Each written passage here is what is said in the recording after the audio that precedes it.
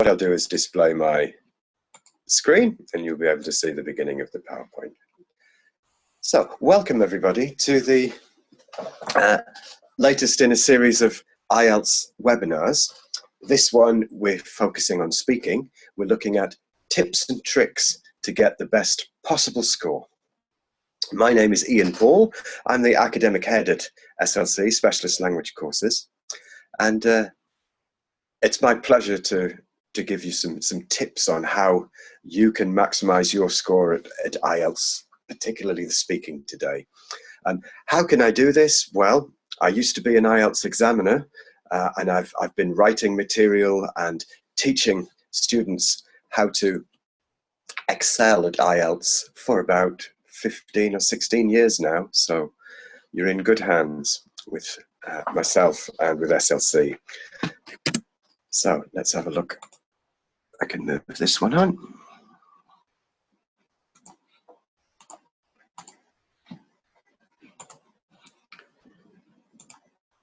There we go.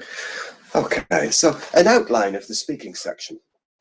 We're going to look at what's in the speaking section of the IELTS test. We're going to look at what the examiner requires, what he's looking for in order to mark a good score, how you can use that knowledge to get your score as high as you can, and then we'll have a little question session afterwards. So, the overview of the speaking module. How long does it take? Well, if everything goes to plan, it should last between 11 and 14 minutes. There's a difference because we don't know how much you will say. Obviously, we're looking for you to fill the full 14 minutes, then you'll get a higher score.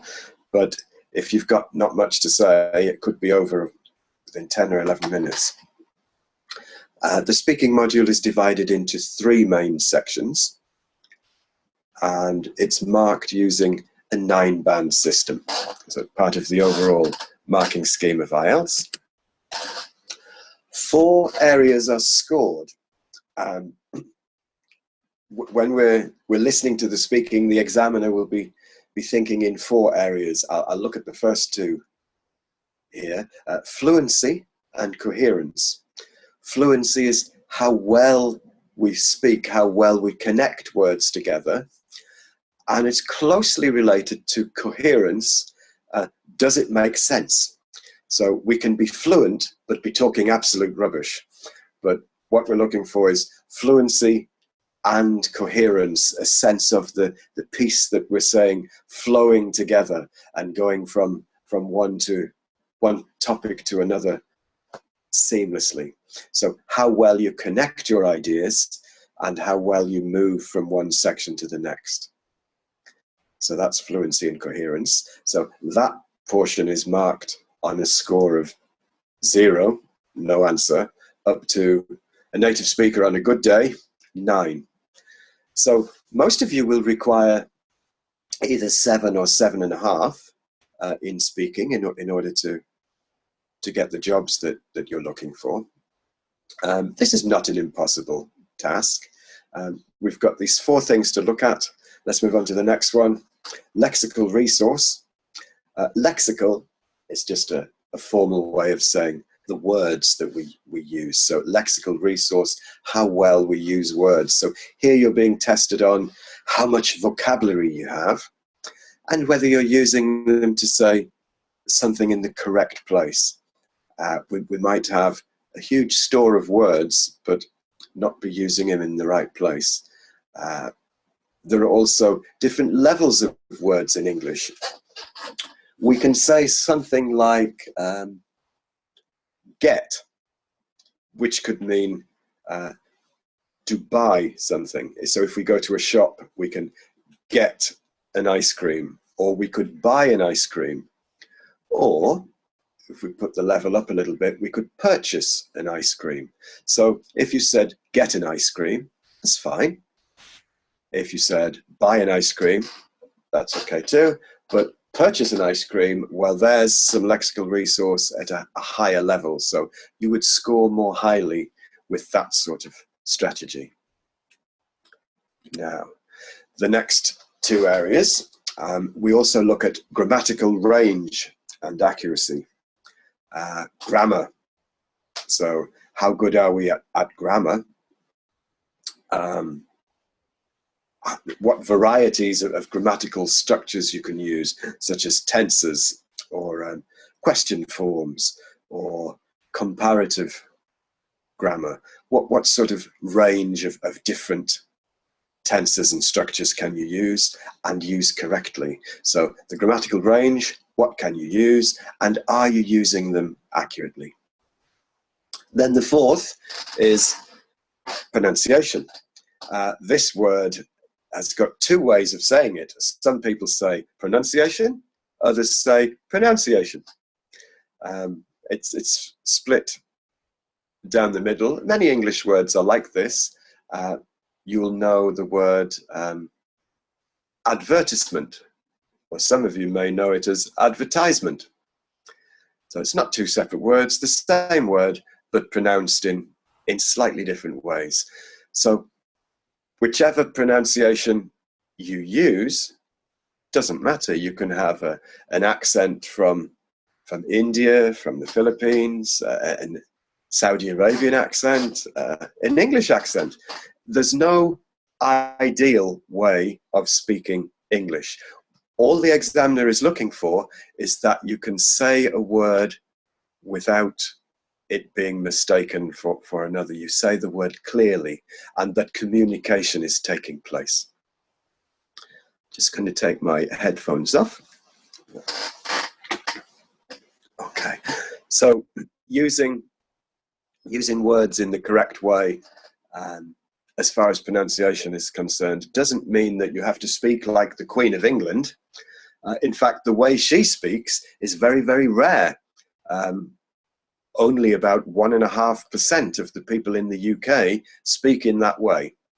So all we're looking for is an intelligible, an understandable accent. So it's okay to have an accent, that's fine, not a problem.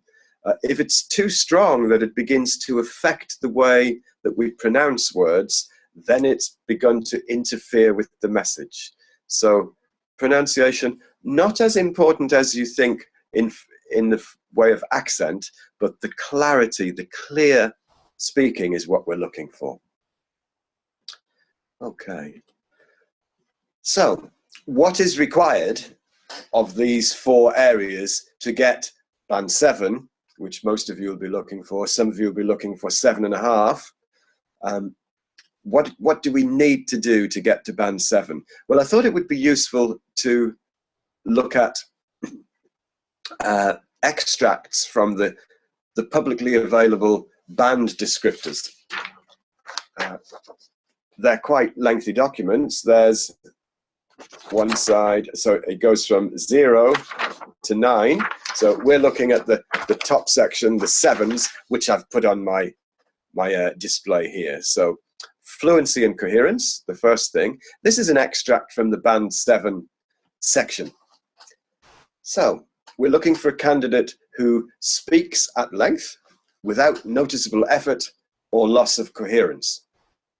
So you don't need to be, you shouldn't be looking at a struggle to find what to say next. A noticeable effort would mean something where the candidate,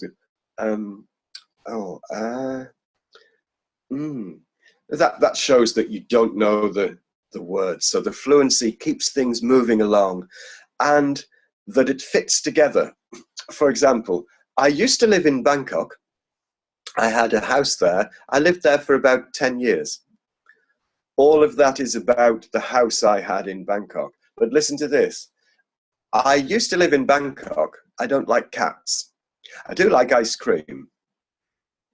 That doesn't flow at all. Perfectly okay from a point of view of grammar and pronunciation, but it didn't fit together. So this coherence brings all the words we're saying together in this flowing way, so that you've got it together as a complete text, as it were. Okay, the candidate may demonstrate language-related hesitation or some repetition and or self-correction. So basically this is giving you permission to make some mistakes, to go, while we search for a little while to get a word that we need, but it shouldn't be too much.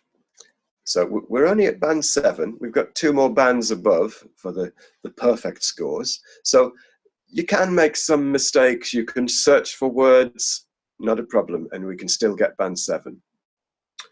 You need to be able to use a range of connectives and discourse markers with some flexibility. So a range of connectives. These are words like and, but, then, that sort of word, which join halves of sentences together and put them into fuller sentences when we're adding information or showing opposite information. So we need to be using a range rather than and. We could say, oh, in addition to that, or oh, not only that, but I also noticed, and those sort of connective phrases make a change from and. The more of them you can put in, the better your score will be. Then we've got this thing here, discourse markers. Well, discourse marker is, think of it like a signpost for your listener. To save the listener getting lost or forgetting where we're at in a conversation or when we're listening.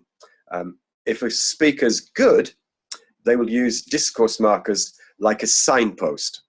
So here's an example. At the end of the day, we'll go to have something to eat at a restaurant. After that, we'll go home. So there's a scenario, that's what's going to happen. Using a discourse marker, let me tell you what's going to happen. First of all, we'll finish our work. Then after that, we'll go to get something to eat at a restaurant. Because we've said, first of all, and then after that, we've signposted, we've helped the listener know what's happening. So discourse markers are useful to let the listener know something different is happening. It might be as simple as, on the other hand, or looking from another point of view. That indicates to the listener, something new is happening. I'm going to hear an opposite view. Okay, now, lexical resource. Remember, lexical just means words. So using vocabulary, using your vocabulary resource flexibly to discuss a variety of topics. So our bank of words should be appropriate for what we need to talk about. You can use a variety of words to discuss all the different topics you want to talk about during the test. To get to band 7, we need to be using some less common, some idiomatic vocabulary too, to show a bit of awareness of style and of collocation. But again, permission to make mistakes with some inappropriate choices. So maybe the word is not exactly what we need, but there's no loss of understanding. The examiner will know what you mean. You might say the word promote, where you really mean advertise. It's close, but not quite exactly what you mean. But a person listening would understand very well.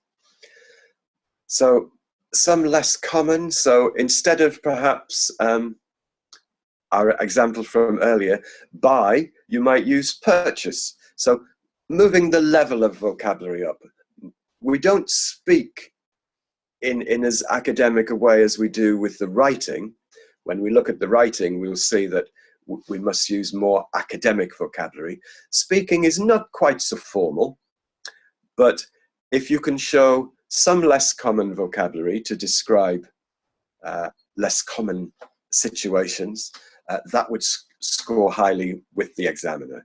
And idiomatic vocabulary, the most famous, I guess, the most famous idiomatic example I could give you would be, if it was raining very heavily, you'd say, oh, it's raining cats and dogs.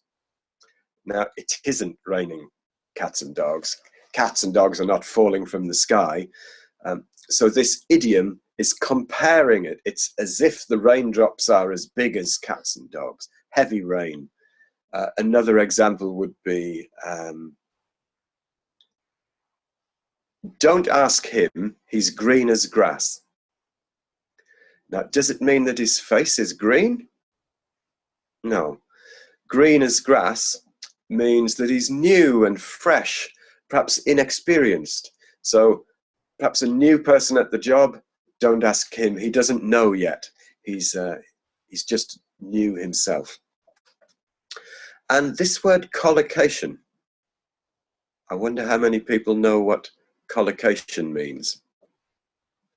Well, collocation is two or more words which go together with more than random frequency. So it's the sort of thing when we're reading a newspaper, when we get to the end of one line in the newspaper, we can almost guess what the next line will be. It's the sort of thing like, I'm working to an urgent, and then the next word we can almost guess would be schedule or deadline. So if we can show appropriate collocations, words which go together, and we know lots and lots of them, we know hundreds. Black and, it's going to be white, black and white. Fish and chips. Ladies and gentlemen. So these collocational phrases, words where it's not by accident, they're the words which fit together. So it's a good idea to take a note of them as you're learning vocabulary. Don't just learn one word, learn the words which go around it. One which I keep finding is the word listen. Now, I can hardly use listen without to as well. Listen to the radio. Listen to the teacher. I was listening to some music. So whenever I use listen in any of its forms, ing or ed, I need to have to. The only time I use listen without to is when it's a command, perhaps. Listen. That's the only time I can use it without to. But I see it many times. I hear it in speaking and I see it in writing. Just listen radio or listen the radio. But you need to. So this is the type of thing which collocation will teach you, which words go together. And it's not by accident. It's because it's a more common choice to choose that following word. And the other thing we're looking for with regard to vocabulary is using paraphrasing effectively. So the examiner might ask you a question. Could you describe your ideal house? For example. And you could say, yes, I'd like to describe my ideal house. Well, you haven't used any words of your own yet. That's just echoing back the question. But a paraphrase is when we take the idea but give it back in a new way. So I'd like to describe the place where I'd love to live. Same meaning, but paraphrased. So don't just echo back what you hear, change it in some way, and magically your marks will go up. So next thing we'd need to look at, grammar or grammatical resource. So to reach band 7, we need a range of complex structures with some flexibility. So complex, complicated. So band 7, we're looking for a good bit of grammar knowledge. And you need to be able to say things like, by this time next year, I will have been studying English for 10 years. Not a term you use every day, but if you can get things like that into your conversation, into your speaking, your band will go up. You need to be able to frequently produce error-free sentences. So a great deal of what you say won't have any mistakes. But again, band 7, some room for error, permission to make mistakes. Some grammatical mistakes persist. So every sentence doesn't have to be perfect, but at band 7, a great many of them will be. They'll have no mistakes, even though you're pushing the grammar, you're using complicated structures, you will know how to use most of them correctly. Permission to make mistake in this one. If you do make a mistake, that's fine, particularly if it's higher level grammar. If you make mistakes with an orange and an apple, and you don't use the correct articles, for example, with that, then that's a much bigger error than some error with a more complicated grammar structure. If you've got a complicated piece of grammar, they cut some slack for you, that they allow you to make some mistakes. So band 7 is reachable.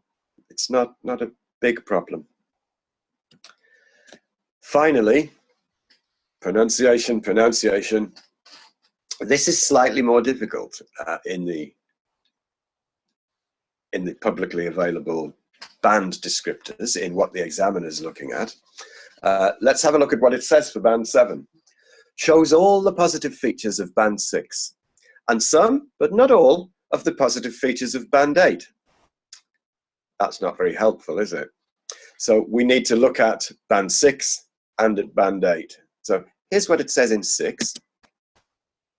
Band 6 uses a range of pronunciation features with mixed control, shows some effective but not sustained use of features, generally understood throughout, though isolated mispronunciation may reduce clarity. So a little bit less than 7, but to get to 7, you need to show all of this. So a range of pronunciation features. So this is things like stressing words. I told him to go to that place, or I didn't tell him, I told her. So perhaps stress on different places, or questioning tones. Sorry? So using the way you pronounce the word to change it. Now, the second one, some effective but not sustained use of features. So features here, pronunciation features like we've talked about, the way to change the tone, to change the intonation, the stress that you put on some words. But you don't have to do it all the way through, not sustained. But if you could do everything in 6, then we're halfway to 7. So you should be generally understood throughout. Isolated mispronunciation may reduce clarity or how clear you speak. So again, permission to make mistakes. So you need to get all of that. Now let's look at the other side of it, band 8. Now, band 8, we use a wide range of pronunciation features. Okay. Sustains flexible use of features. So sustains, keeps on doing it for the whole of the test, with only occasional lapses. So look at this, even at band 8, we can still make mistakes. Doesn't have to be perfect. Is easy to understand throughout. So there's no problems with understanding what's been said. L1, some of you may know what this stands for. L is language, and 1 is just your first language. So my first language is English. I've got a second language. I also speak Thai because I lived in Thailand for more than 10 years. So language 1, first language, well, that will have an accent. When I hear someone from Germany speaking, I can recognize that they have a German accent. But if this accent doesn't affect the understanding, the intelligibility, if you like, then it's fine. So to get band 8, even with an accent, it should have only a small effect on intelligibility. It might not be the way that a native speaker or someone else is used to hearing English, but so long as there's no problem, we'll be all right. So a recap then, you need to do everything from band 6, and I'll make sure that you can get a copy of these band descriptors for speaking. We'll make one available. I'll let you know later where that would be, so you can have a look at them for yourself. But to get band 7, we need all of 6 and some of band 8. But don't be too worried, even band 8 has room for error. Okay, so what kind of questions are asked? Well, as I said earlier, it's into 3 parts. Part 1, to get to band 7, this should be a strong area. If we're hopeful of getting 7 or above, part 1 we should be able to sail through very easily. They're interview type questions. You will know the answers to these. There's no thinking about them. They're common situations, common questions about you, where you live, what you've done, what you like to do, that sort of thing.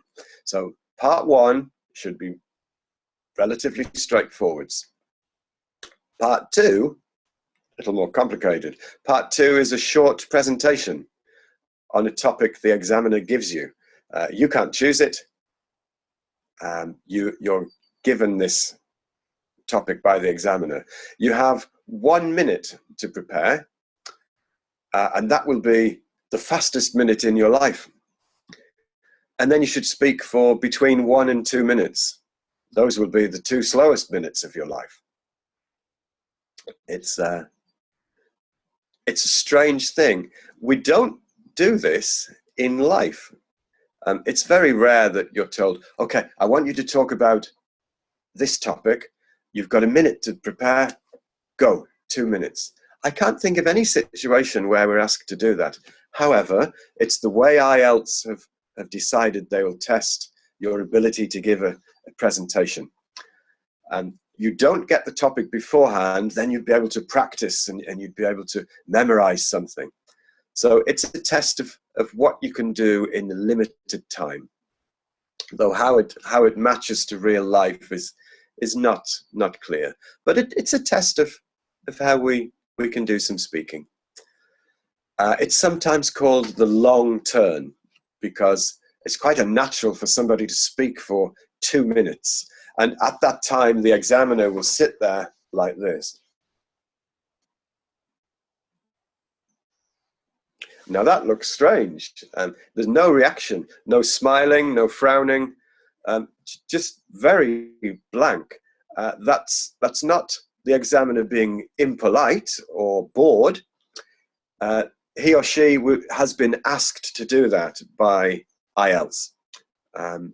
If you show some, yes, if you're nodding and agreeing, that's helpful to the student. And if you're going, then that's off-putting to the student. So as neutral an expression as possible, and no help is given. You can't have a conversation during this time. It's your turn. So you get a long turn, and hopefully you'll be speaking after 2 minutes.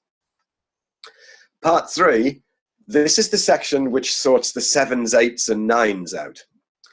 You should be able to perform quite well with 1 and 2, but part 3 is much more difficult. These are abstract questions. By that I mean that they're not something you immediately know about.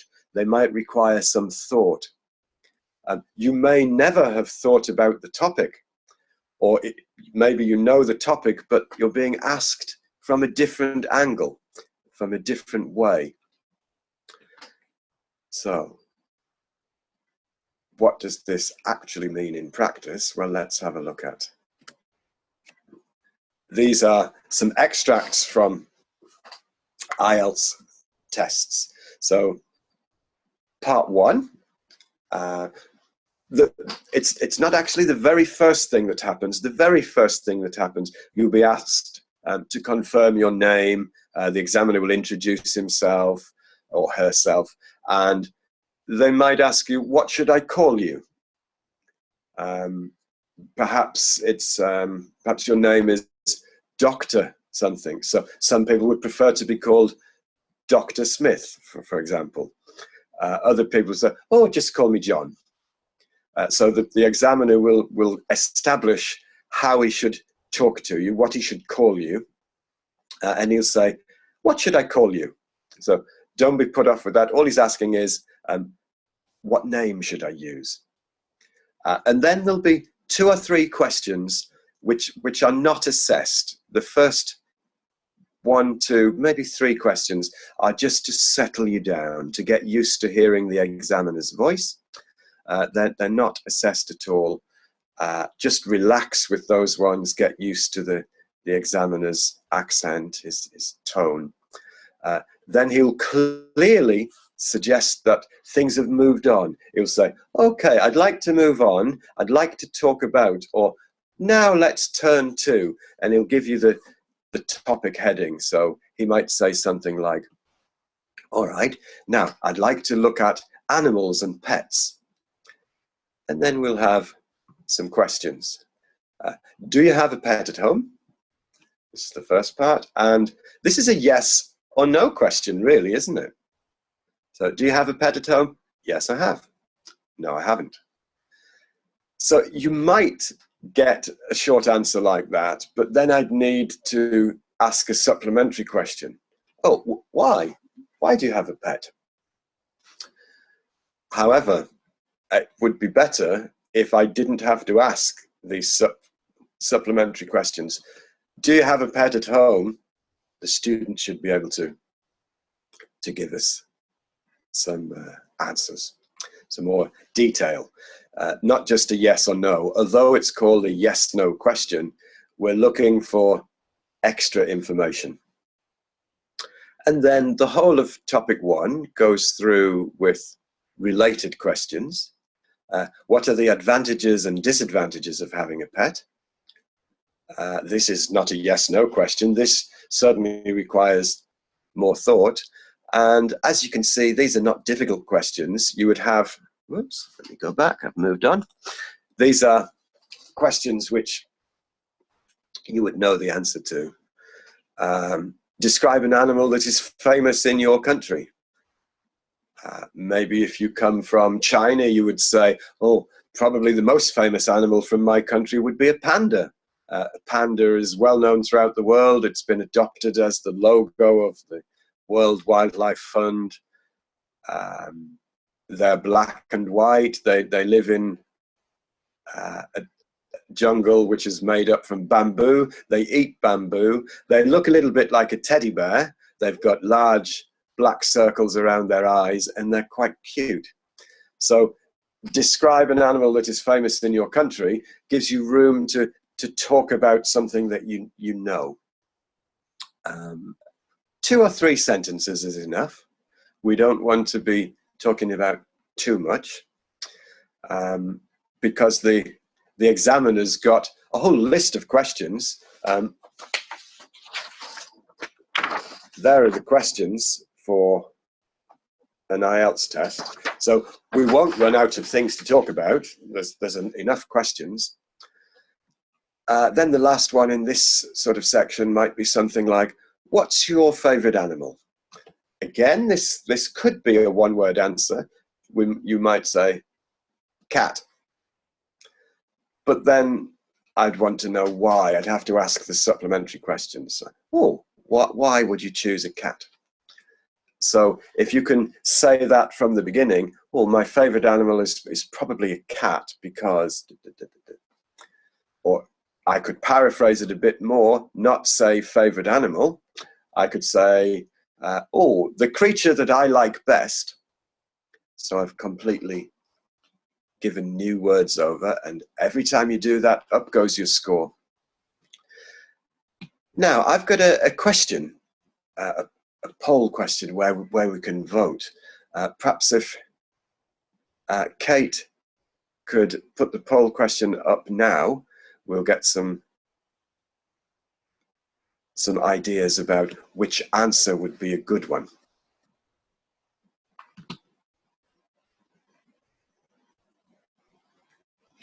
Taking a little while to come through. In a moment, you'll see a voting question. There's one question and there are 3 answers. What I'd like you to do is select the answer you think would be best in an IELTS test.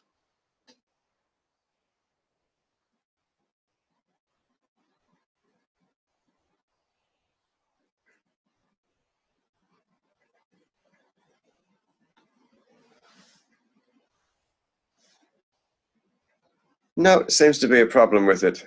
Perhaps this will come up later.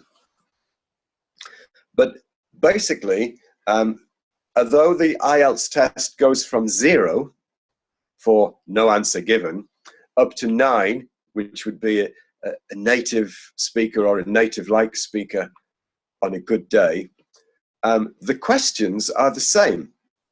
So this question, do you have a pet at home? This could get 0 answer. The candidate doesn't understand the question, so you might get, or you might get yes, and 1. And getting more complex, same question, but getting more complex, more detail in the answer determines what score you will get. So a native speaker might say, in answer to this, do you have a pet at home? Yes, actually, we've got 2. We've got both a dog and a cat. The dog we've had for many years. He's getting quite old now. The cat we've only had a couple of years. It's a female cat, and she's very cute. She's ginger and white, and we like her very much. So the same question could get 0 answer, yes, or yes, I've got a dog, and so on, in graduations, which determine what our mark would be. Okay, let's move on. In part 2, you'll get a card given to you. It's a printed card. As I said, you don't choose the topic, that the examiner will give you the topic. They're not things which you know nothing about. They're things which perhaps you don't think about every day, but everybody, remember that the I in IELTS is international, so everybody, no matter where they are, should be able to think about the topic which they're given. So the weather, so the examiner will say, I'd like you to talk about this topic for between 1 and 2 minutes. You can make some notes if you wish, and you'll be given pen and paper, pen and pencil, paper and pencil.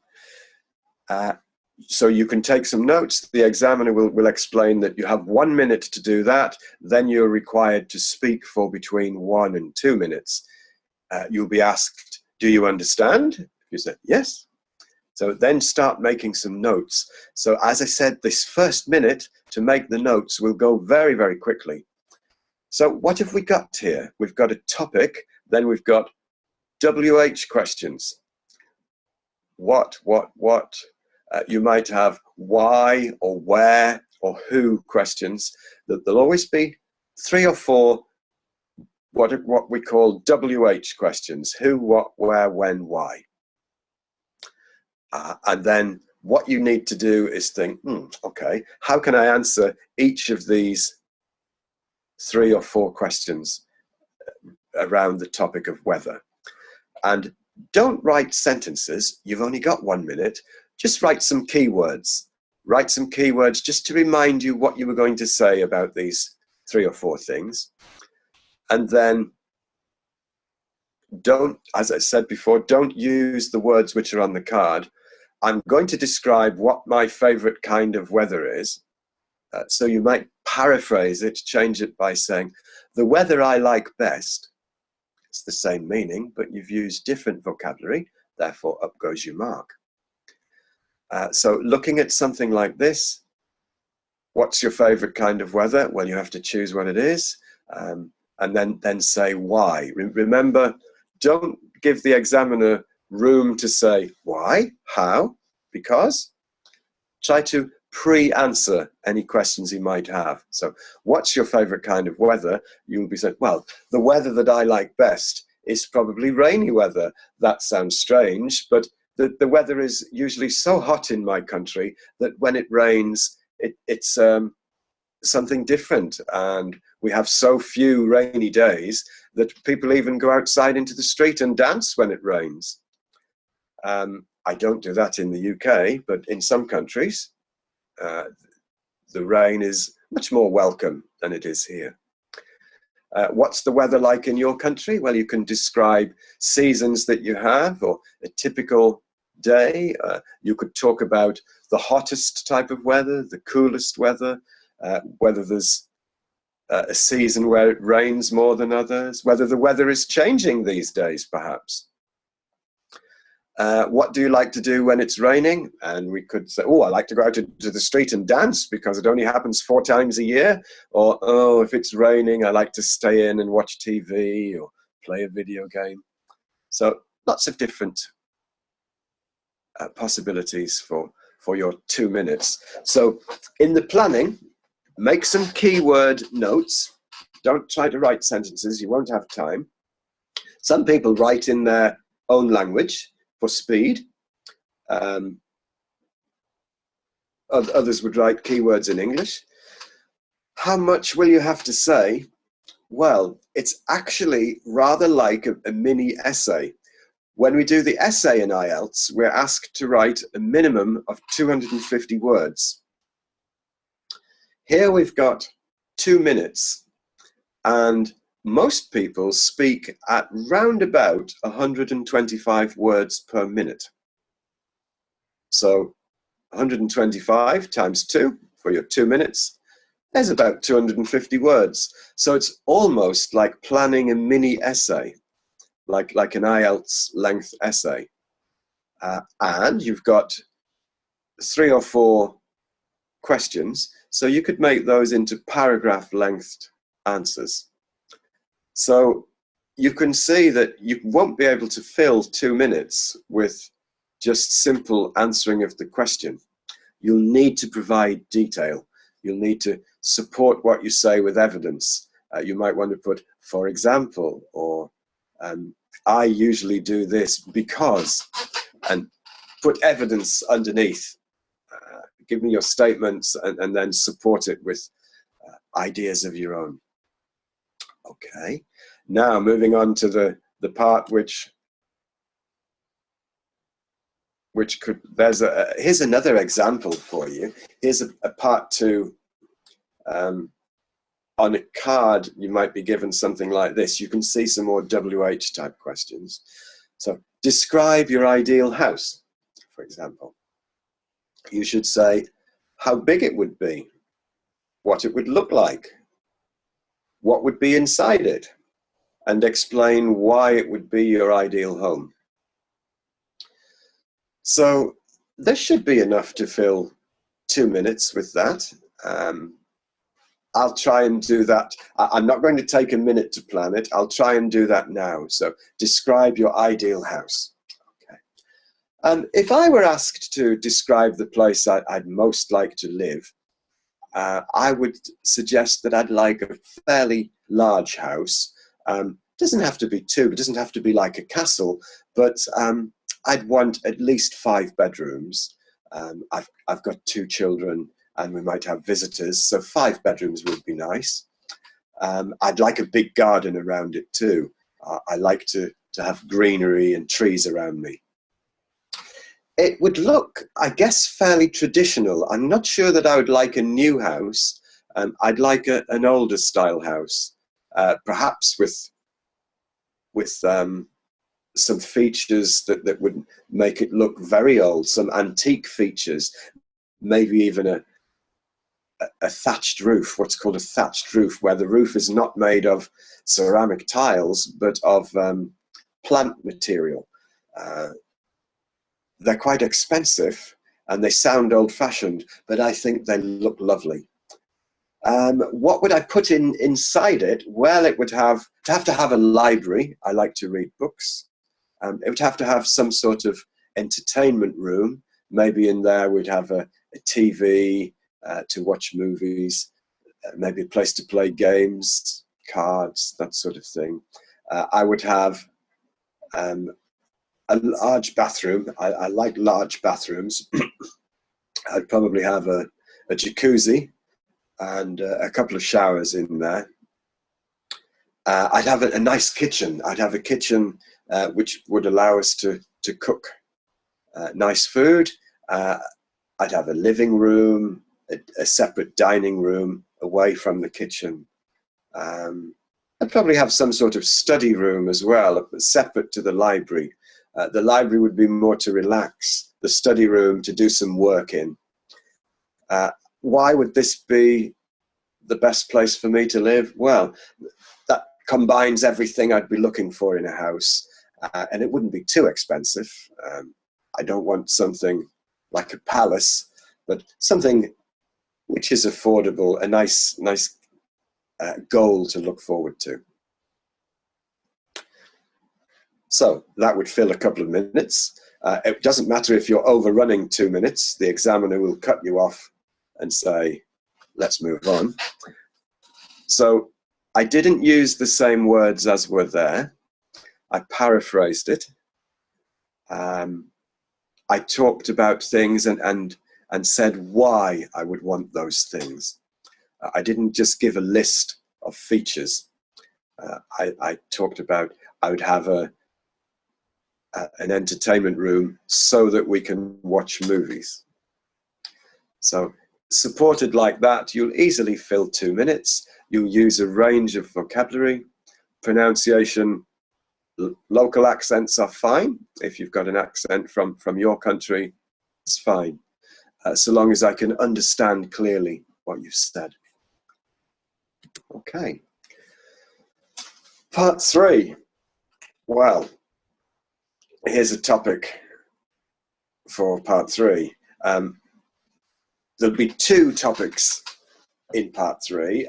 One is not enough to hear what's going on. These would be scene setters in the first question, then checking that you understand in the second and third, and then probably some sort of more abstract question for the end. I've got a couple of examples. These have come from real tests, so you can see the sort of thing that happens. So, do people in your country prefer to rent or own the place where they live? Well, this is possible to answer. If you understand the question, you could say, oh, they prefer to rent or they prefer to own the house. But we need a bit more detail. So again, supporting what you say with information. So how has architecture changed in your country over the last 50 to 100 years?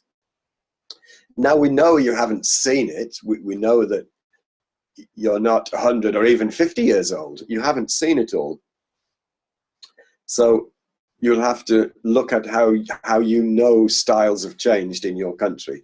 You know what are new buildings, what are old buildings. So you would just talk about how you've seen architecture changing.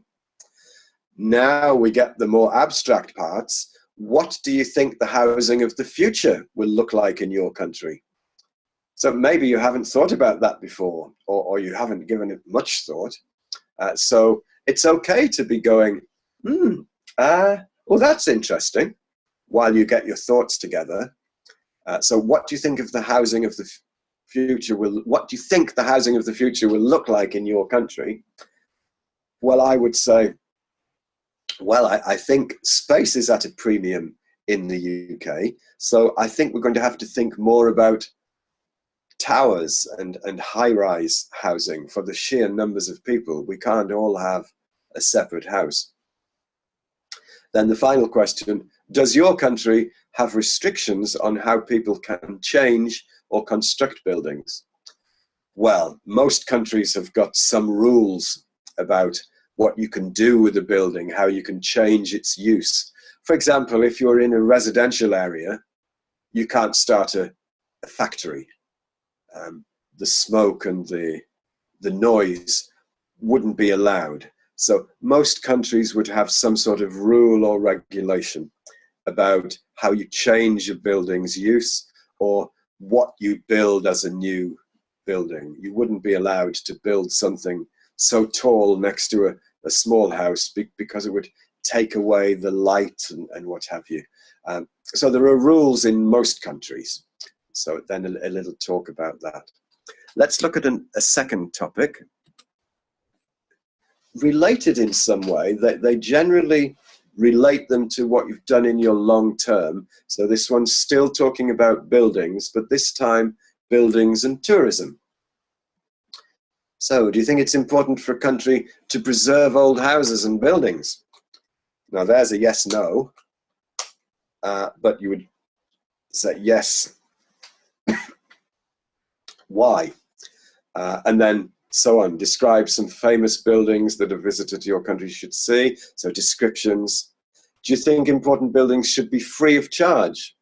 Yes or no, but why or why not? And then the tricky one, can you compare the importance of spending money on restoring a country's old buildings and spending money on education and health? So maybe you've never thought about those before, but here we are being asked to compare those. So the last one is usually some sort of comparison or imagining forward to the future. So we were a little bit late in starting, and that's taken a little bit longer than I want, but how do we get through the speaking test with our maximum score? Well, SLC can help you. We've got one-to-one courses with doctors. Doctors would require an average of 7.5 to come to the UK and to Ireland too. Small group courses for international nurses in order to get the 7 that they require. Between the team at SLC, we've got years of IELTS teaching, of course design, of course management. So we're in an ideal position to be able to help you. And now I'm going to turn the floor to you. Do you have any questions for me? So I'll stop sharing my PowerPoint now. You will be able to see the PowerPoint. Kate will write to you to let you know where it will be uploaded to. It'll take a little while to do it. It has to be converted. But Kate will let you know where that would be. And now I'll put the floor open to any questions. I see I've got my poll result now. I couldn't see that before. So where did you go for? That's interesting. I live in an apartment nobody's gone for. Excellent. That would be far too short. I live in an apartment near the university. This one, 11% went for that. 167%. Wow. Lots of people must have voted twice on that one. I would suggest that one's too long. If we have a look at the end, I've lived there for about 2 years, and before that I lived with my, that's going off topic. It says, tell me about the house or apartment where you live. It's not asking for your entire life history, is it? So this end bit is probably too much. It begins to drift off topic. So I'd be ideally looking for this one. 2 or 3 sentences, still all on topic, and enough to support what you're saying, but giving the examiner a chance to ask you more questions. So a little bit different to how we'd imagined there. Now, let me close that one and look at the chat box. Okay. So, does anyone have any questions? You can type them into the chat box.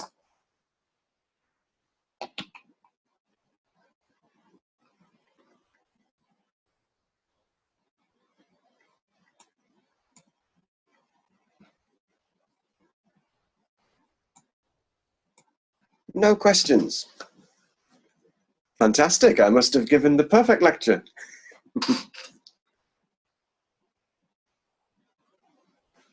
There we are. Oh, there's one in the Q&A, I've been told. Okay. Oh, here's another one from... what if I don't have any idea about a question in the third part? Interesting question. This is sometimes a problem. Sometimes you really don't know anything about it. The questions are carefully arranged. So remember, the I in IELTS is international. It would be unusual you won't know anything about it. But if you don't, there's a way you can use English to explain why you can't answer the question. You can say, well, that's taken me by surprise. I can honestly say I know nothing about this. I'm sorry, I could talk to you if it was about or if it was about but this, I'm sorry, in my country we have no experience of that. It would be unusual, but so long as you're using English to explain why you can't answer it, you'd be okay.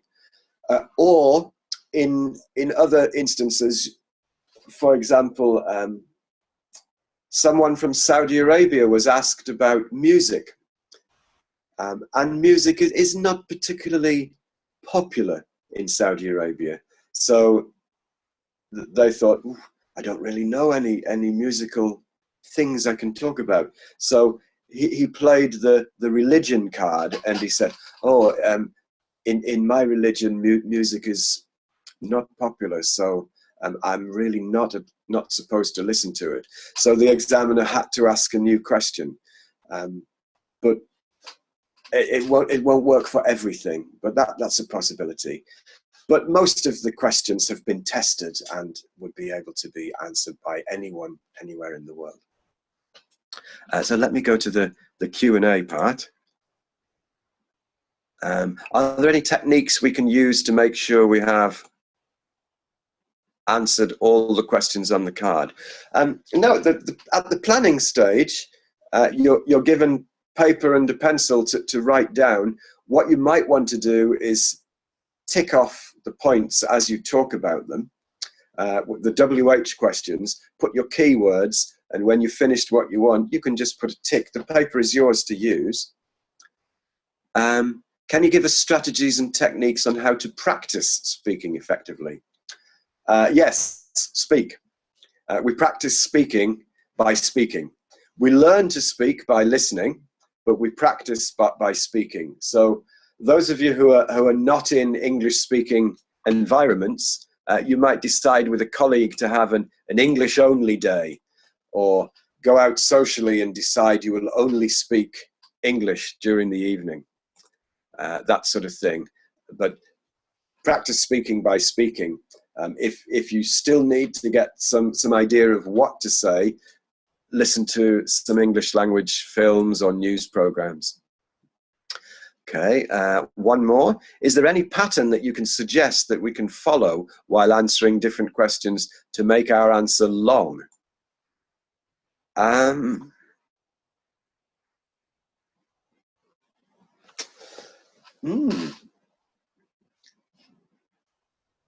Any pattern that we can just make sure that whatever you tell the examiner is backed up with an example or something from your own experience.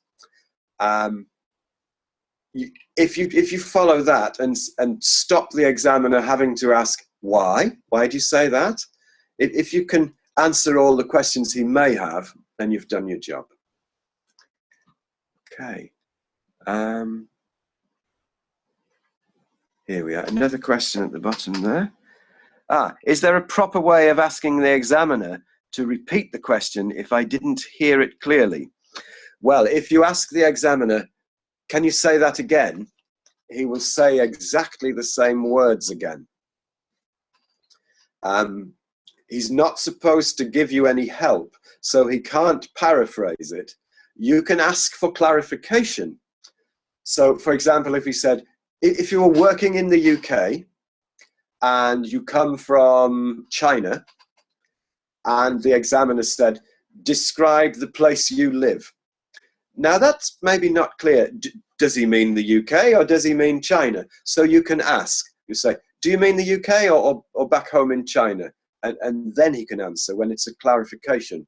But when you just don't understand the question, he's not going to paraphrase it. That's part of the test, that you understand it. And if you didn't hear it clearly, just say, oh, could you repeat that? I didn't hear. But don't expect him to change the wording of it. A question from Justine. Are the topics usually interconnected, or could they be different on each part? Well, they're in groups. There's the topic in the first part, in the first section, they could be quite different. It might be about the place where you live and about your work. So not much connection. But there will always be some sort of link between task 2, the long term, and certainly the next one section in 3. So if we've talked about a building or a house, there'll be some sort of continuation with buildings. Possibly the next one as well, but the next one might begin to veer off topic. But yeah, there'll be some sort of connection in most of it, except for task 1.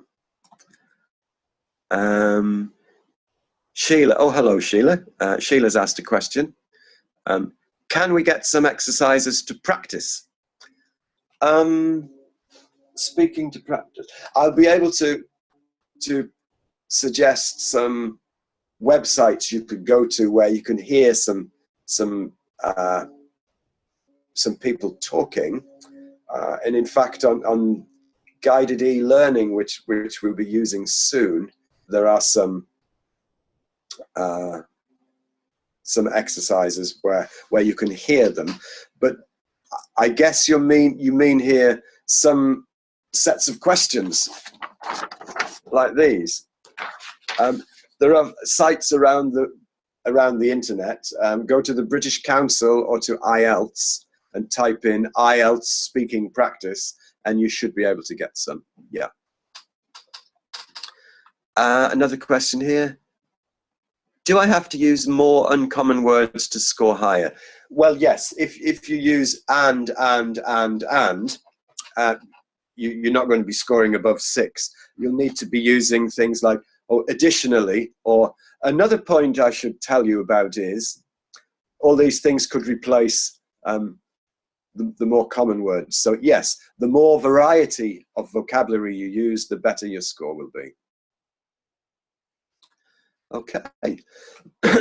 Well, I think that's me answered the questions now. I can't see any new ones coming up. So thank you very much for attending this webinar on speaking.